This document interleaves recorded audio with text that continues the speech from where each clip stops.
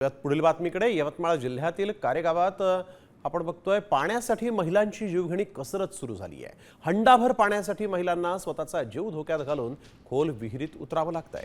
पिण्याच्या पाण्यासाठी आदिवासी फासेपारधी समाजातील महिला यांचा संघर्ष सुरू आहे। आदिवासी विकास मंत्री अशोक उईके यांच्या जिल्ह्यातल्या पाणी टंचाईचं हे भीषण वास्तव आता समोर आलंय। आम्हाला 12 महिने विहिरीत उतरून पाणी भरावं लागते। टँकर वगैरेची सुविधा केली तर ते सुविधा फक्त 1 दिवस 2 दिवस आड येते। तर मग 1 दिवस 2 दिवस आड आलं का मग आम्हाला तसंच पाणी भरायला जावं लागते। आमच्यापर्यंत जे सुविधा सरकारची पोचायला पाहिजे ते सुद्धा पोचत नाही आहे आमच्यापर्यंत।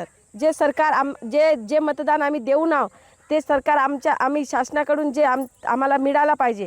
आम्ही फासेपारधी समाजाचे सगळे लोक एक लोक फासेपारधी समाजाचे आहोत।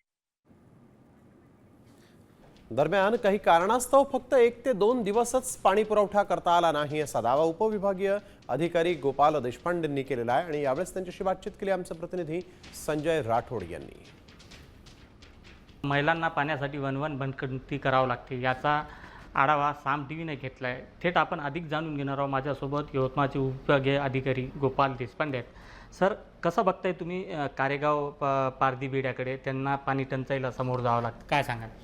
कारेगाव पारधी बेड्या या वस्तीवरती जसा उन्हाचा पारा वाढला आहे तशी थोडीफार पाण्याची टंचाई जाणवत होती। त्यानुसार दिनांक 11 एप्रिललाच त्या ठिकाणी मी स्वतः समक्ष भेट दिलेली, गट विकास अधिकारी मी।